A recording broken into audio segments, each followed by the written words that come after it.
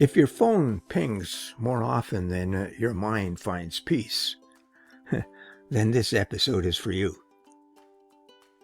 Welcome to Coaching Talk series, where we explore how personal growth and professional leadership meet in the real world. I'm Richard Fontanie, your host, and our episodes are an invitation to think differently, lead with greater clarity, and live with purpose.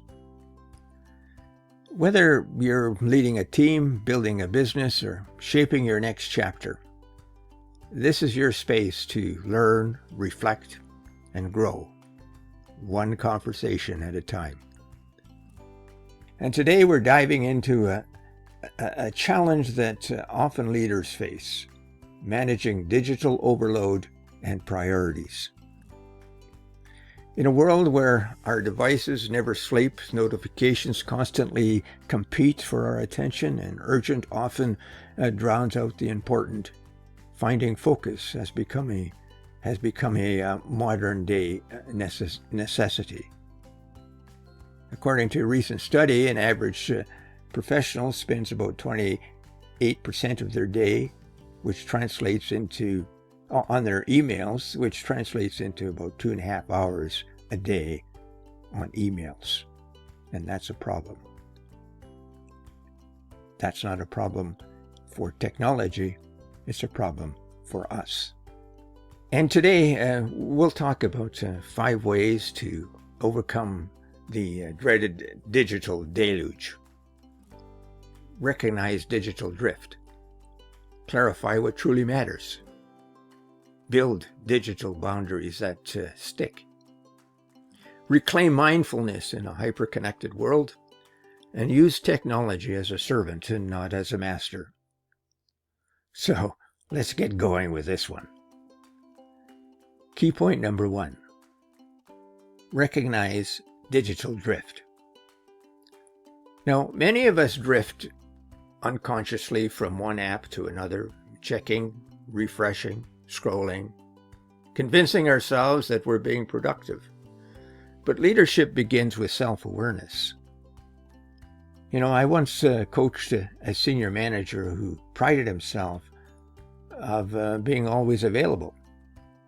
Emails, texts, chats. He answered everything within minutes. But when we reviewed his week, he couldn't point to a single hour of uninterrupted strategic thinking. And that was a problem. That was a problem for his team and for him as well. Awareness means noticing the drift, those moments when technology leads instead of serves. So ask yourself, am I managing my tools, or are my tools managing me? In business, this awareness helps leaders set boundaries and expectations that model behaviors. In the workplace, it empowers teams to prioritize deep work over digital noise. And in life, it allows space for genuine rest and connection without the background buzz. Key point number 2, clarify what truly matters. Now, once you recognize the overload that's facing you, the next step is to clarify your priorities. In the midst of endless data, clarity is your compass. Stephen Covey once said, "The key is not to prioritize what's on your schedule, but to schedule your priorities." So try this simple exercise. Each morning, write down the top 3 things that truly move your mission forward. That's not your inbox. That's not the latest Facebook thread. It's what aligns with your purpose, your team's goals, and your values. In business, this might mean clear priorities shape vision and prevent burnout. In the workplace, clear priorities guide decision-making and time investment. And in life, they bring peace, because clarity quiets chaos. Key point number 3, build digital boundaries that stick. Now, boundaries are where discipline meets freedom. Consider this. Leaders often protect their calendars, but not their interest. What do I mean by that? Well, you might schedule a meeting, but do you schedule focus? Do you defend your deep work like you defend your lunch hour? Or maybe you don't take a lunch break at all, and because you're too busy with the unimportant. Now, here's something that you can consider. Put your phone on Do Not Disturb for 2 hours every day. Make that your sacred focus hours. Then watch how your creative output begins to soar. Digital boundaries are contagious when leaders set them and teams adopt them. And that's really called modeling behavior. Boundaries don't limit you. They liberate you to lead with intention. Key point number 4, reclaim mindfulness in a hyper-connected world. A simple pause before replying, before reacting, before clicking can shift your whole day.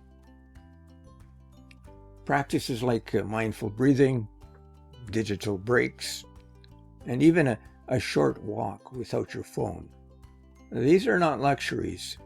They improve your leadership capabilities. Think of your mind as a muscle. Constant strain without a rest leads to fatigue. Reclaiming moments of stillness allows leaders to think more clearly, speak more wisely, and lead with greater compassion. In business, mindfulness cultivates emotional intelligence and calm under pressure. In the workplace, it improves communication and collaboration. And in life, it reconnects you to what really matters, the people and the moments that are staring right in front of you.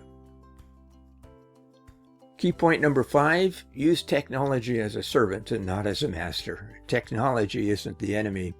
It's neutral until we give it meaning.